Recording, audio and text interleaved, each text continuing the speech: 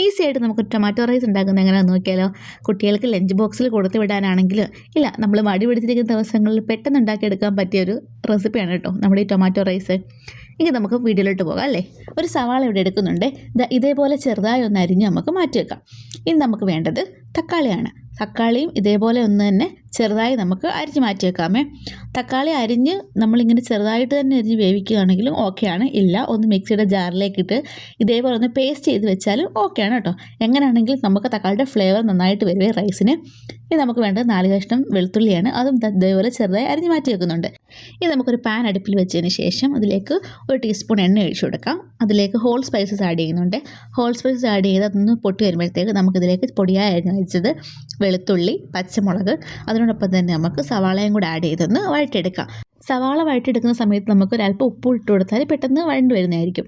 ഇതൊന്ന് സവാളയുടെ ഈ കൂട്ടുന്ന വഴണ്ട് വന്നതിന് ശേഷം നമുക്ക് തക്കാളി ആഡ് ചെയ്ത് കൊടുക്കാം. തക്കാളി പൊടിയായിട്ട് അരിഞ്ഞ് അങ്ങനെ തന്നെ ആഡ് ചെയ്ത് കൊടുക്കാം. ഇല്ല, ഈ പേസ്റ്റ് രൂപത്തിലാണെങ്കിൽ ഓക്കെയാണ്, നമ്മൾ നേരത്തെ പറഞ്ഞതുപോലെ തന്നെ. ഇനി ഈ തക്കാളിയുടെ ഫ്ലേവറൊക്കെ ഒന്ന് ഇതിലേക്ക് ഇറങ്ങണം. തക്കാളി ഒന്ന് വെന്ത് ഉടഞ്ഞു വരണം.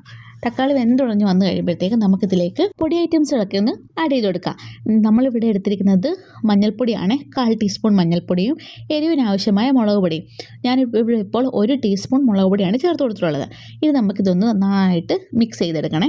മിക്സ് ചെയ്ത് ഈ പൊടിയുടെ പച്ചമണം ഒന്ന് മാറുന്നതിനും വരാം. അത് കഴിയുമ്പോഴത്തേക്ക് നമ്മൾ നേരത്തെ തന്നെ കുക്ക് ചെയ്ത് വെച്ചിരിക്കുന്ന റൈസ് ഇതിലേക്ക് ആഡ് ചെയ്ത് കൊടുക്കാം. ഞാനിപ്പോൾ ഇവിടെ എടുത്തിരിക്കുന്നത് ബസുമതി റൈസാണ്. ഏത് റൈസ് വേണമെങ്കിലും ഈ ഒരു ടൊമാറ്റോ റൈസിലേക്ക് നമുക്ക് എടുക്കാവുന്നതാണ്. ബസ്മതി റൈസ് അവൈലബിൾ ആണെങ്കിൽ അതെടുക്കാം. ഇല്ലെങ്കിൽ നമ്മുടെ നോർമൽ റൈസ് ആണെങ്കിലും ഒരു കുഴപ്പമില്ല കേട്ടോ. ഇതിൻ്റെ ടേസ്റ്റ് ഒട്ടും കുറയാനൊന്നും പോകുന്നില്ലേ. ഇത് നമുക്ക് നന്നായിട്ടൊന്ന് മിക്സ് ചെയ്ത് തക്കാളിക്കയുടെ ആ ഒരു ഫ്ലേവറും എല്ലായിടത്തും എത്തിയതിന് ശേഷം നമുക്കിതിൻ്റെ മുകളിലേക്ക് കുറച്ച് മല്ലിയിലയും കൂടെ ചേർത്ത് കൊടുക്കാവേ. മല്ലിയില ഓപ്ഷനിലാണ്, ഇഷ്ടമുണ്ടെങ്കിൽ മാത്രം ചേർത്താൽ മതി കേട്ടോ. നമ്മുടെ ഈസി ആയിട്ട് ഉണ്ടാക്കിയെടുക്കാൻ പറ്റുന്ന ടൊമാറ്റോ റൈസ് ഇവിടെ റെഡി ആയിട്ടുണ്ട്. നമുക്ക് സ്കൂളിൽ കുട്ടികൾക്ക് ലഞ്ച് ബോക്സിനോ ഇല്ല നമുക്കോ വീട്ടിൽ വെറുതെ ഒക്കെ ഇരിക്കും പെട്ടെന്ന് ഉണ്ടാക്കിയെടുക്കാൻ പറ്റുന്ന ഒരു റെസിപ്പിയാണ് കേട്ടോ ടൊമാറ്റോ റൈസ്. ഇതിൻ്റെ കൂടെ നമുക്ക് ഒരു മുട്ട പുഴുങ്ങിയതും കുറച്ച് അച്ചാറും ഉണ്ടെങ്കിൽ അടിപൊളിയായിരിക്കും. ഇല്ല, ഇങ്ങനെ തന്നെ കഴിക്കാനും നമുക്ക് നല്ലതാണ്. അപ്പോൾ ഇനി ഇതുപോലുള്ള സിമ്പിൾ റെസിപ്പീസ് ഒന്ന് ഫോളോ ചെയ്യാൻ മറക്കണ്ട. എങ്കിൽ അടുത്ത വീഡിയോയിൽ കാണാം.